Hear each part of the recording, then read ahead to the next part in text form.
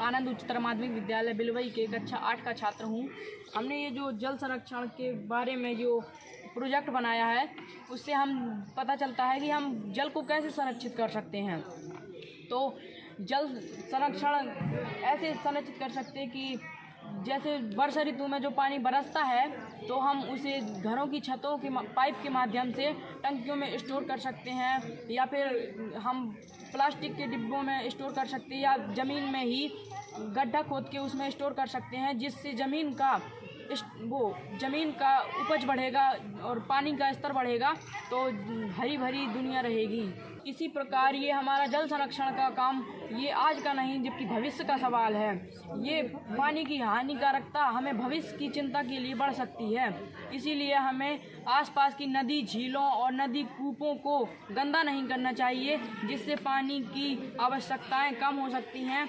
और आज के समय पे पानी तो 1-8% बचा है और ग्लेशियर पूरा है, वो ग्लेशियर हो चुका है। इसके अतिरिक्त जो कुछ परसेंट ग्लेशियर है तो कुछ परसेंट हमारा शुद्ध जल है, और शुद्ध जल बहुत ही कम है। इसी प्रकार हम उसको सुरक्षित कर पर्यावरण को अच्छा रख सकते हैं। प्रिंस कुशवाहा है, मैं कक्षा 8 का छात्र हूँ।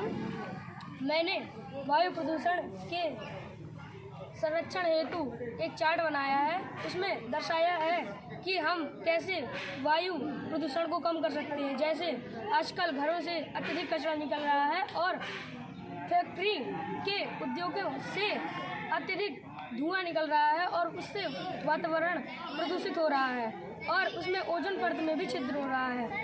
जैसे कि प्रदूषण से बचने के लिए और उसे कम करने के लिए हमें व्यक्तिगत वाहनों का उपयोग कम करना चाहिए और सार्वजनिक वाहनों में ज़्यादा बैठना चाहिए। इससे वायु प्रदूषण कम होगा।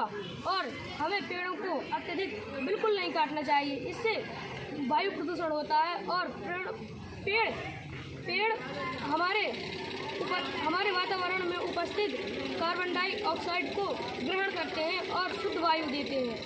वातावरण में वायु होती है उसे शुद्ध करते हैं।